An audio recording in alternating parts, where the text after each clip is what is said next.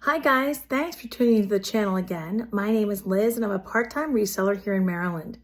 If you've been watching my videos, you know I take in a lot of inventory, which has led to a huge death pile. I know many of you have the same problem. And today I want to just share with you 5 simple steps for reclaiming your space, reclaiming some cash, and tackling that death pile once and for all.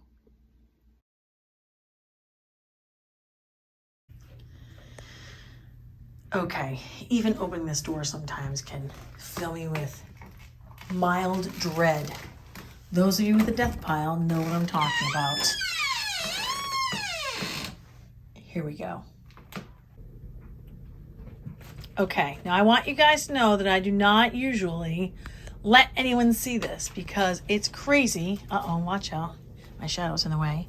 How overloaded we can get as pickers. Now, you might even recognize some of the items that are down here, but we can't always sell as fast as we can buy. And so I'm going to show you guys how to tackle your death pile in the best way possible to reclaim your living space, your storage space, and some of your cash, and save your time for your most valuable items. Now, this death pile type area that I have here actually looked worse about a month ago. You couldn't actually walk. See these little pathways? You couldn't actually walk down here because they were all 1 box or 2 boxes deep. But I decided that I was going to get some shelving units. You can invest in your business and you are allowed to write that off on your taxes so that I could at least walk down here. And so all these boxes have inventory that I need to list. And I'm sure you guys know that listing takes a lot of time, and sometimes it's hard to get motivated to start listing, right? So what we need to do is sort of develop a hierarchy of values for items so that we can save our precious time for the things that will pay us the most. So it was important to me to show you that I do have a death pile. It is kind of cringy and embarrassing. I'm sure people will have all kinds of terrible, horrible comments. Actually, you know what? I shouldn't say that. My viewers are actually really, really supportive. But the most important thing is that we learn how to deal with it. It's kind of like people who get on the scale on January 1st. At some point, you have to face the music. And it doesn't really matter what the numbers say or how many boxes you have, as long as you have a plan of actions to take to reach your goals, reclaim your space, and reclaim some cash.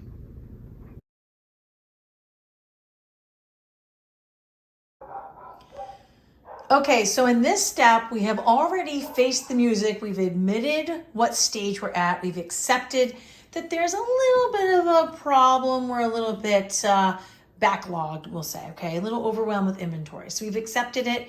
Hopefully you have decided to kind of get all of your inventory in one place if that's possible, so you can really assess where you're at.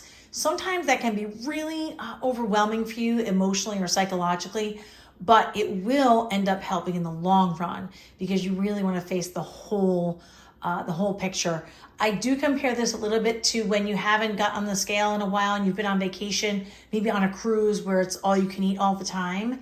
And it is a good idea to find out where you are. Even as a teacher, we always say, don't start thinking about where the students need to be. Start where they are right now. And part of that is assessment. So you've assessed the death pile at this point, hopefully. So the next step that I recommend as an executive function coach is to pick 3 different containers. There's a reason why I picked 3. It's possible you might only pick 2, but that's up to you. And the colors are up to you too, but I'll explain the ones I picked. So I picked the clear container, which is a little bit thinner than the other 2 types of bins I have here, to put my items that are probably going to be yard sale items. And if they don't sell at the yard sale, they get donated. Sometimes that can be painful too, right? But if we want to have our inventory be its best, right? We want to curate it, elevate it to the next level, and pay ourselves for our time. We have to let go of some things that might be mistakes or just, have been sitting around for a long time taking up space. You can use a cardboard box for that too. Some people like doing that better because Goodwill will try to take your bins and they're probably $8 to $10 a piece. I don't let them do that, but it might be easier for you. So that's up to you. So I picked the clear bin because they were a little cheaper and not as sturdy as the red and green ones. The green bin here is going to be my middle of the road items. Now I sell on Facebook Marketplace, and I also sell in some antique booths at a local antique mall. And so these are middle of the road items that I'm not willing to sell very cheaply to yard sale, and I don't want to donate. So those are items that are going to go in my green bin. You can choose whatever color you want that makes sense for you. I chose red for my most expensive and valuable items that will be sold online to protect them from theft, primarily, but also to get top dollar because you're reaching millions of people. And the red for me signifies stop, meaning don't get rid of this too quickly. It's not worth it.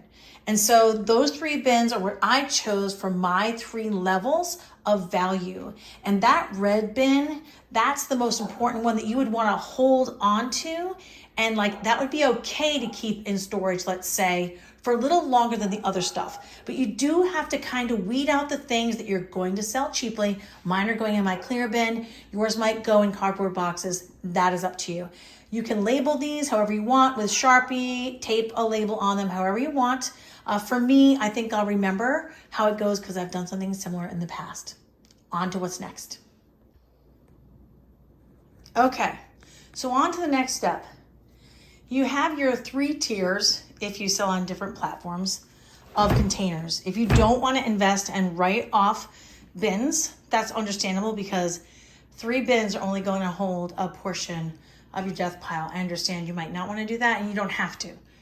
But you will need to label or have some system for knowing which container is which platform, or you'll end up resorting all over again, which I do not recommend. So I brought up a box of stuff.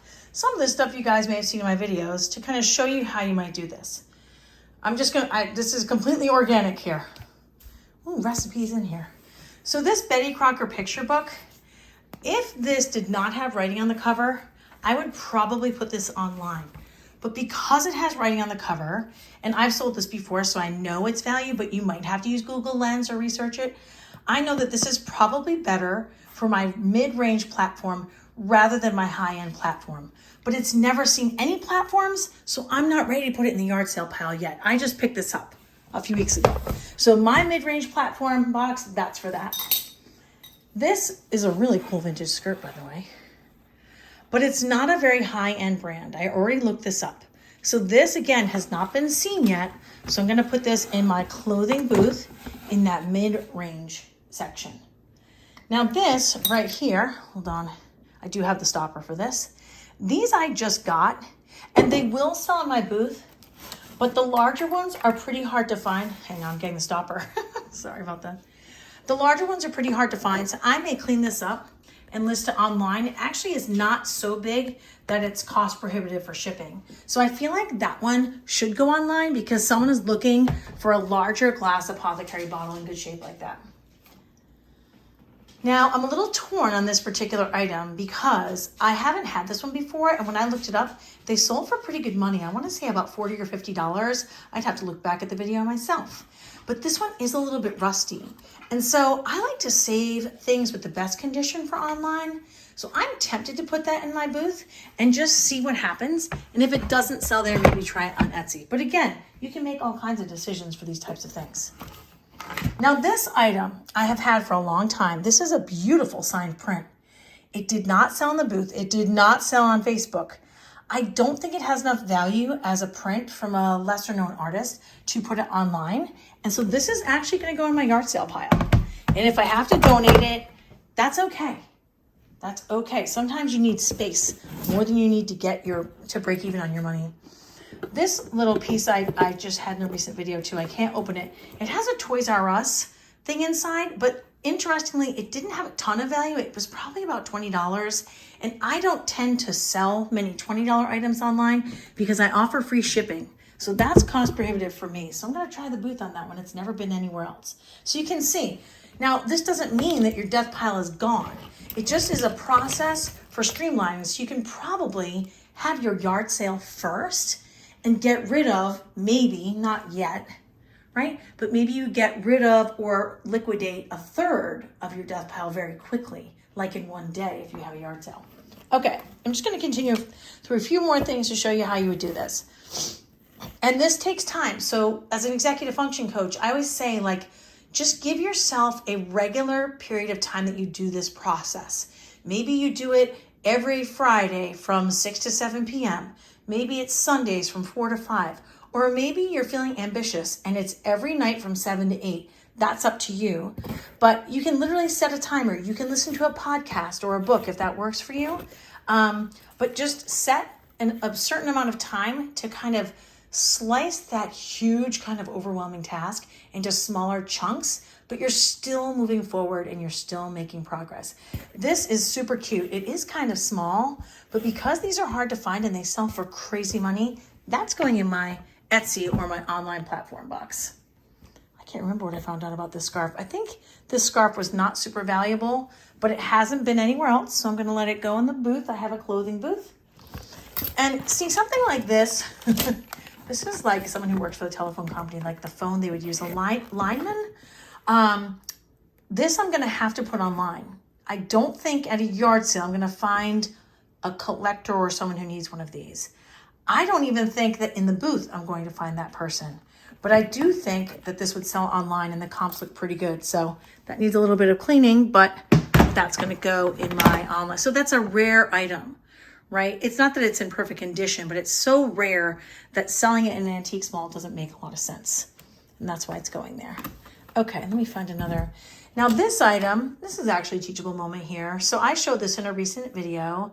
This is a local bank.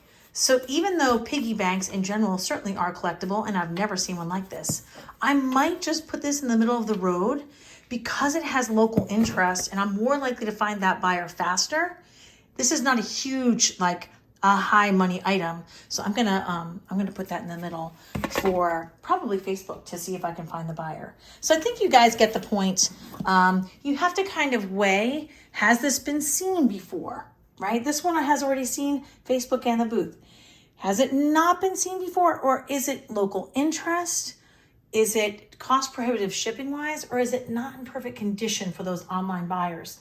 So there are many pencil sharpeners out there. So if they see one that has some oxidation, maybe they'll choose someone else's. So I might give it a shot in the booth. Items that don't sell for a ton of money, but would probably only bring $1 at a yard sale, I want to give them a chance in the booth. So you consider those things as you touch each one of them.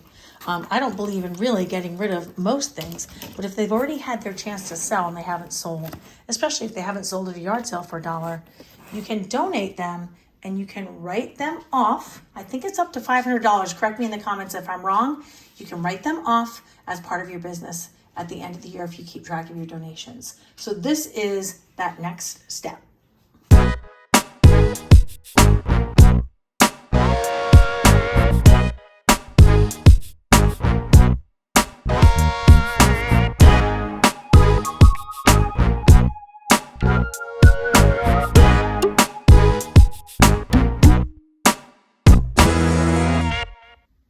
Thanks so much for joining me for these tips in tackling your death pile. I hope you guys enjoyed the video, and I encourage you to share it, like it, or leave a comment. And I do try to reply to every single one.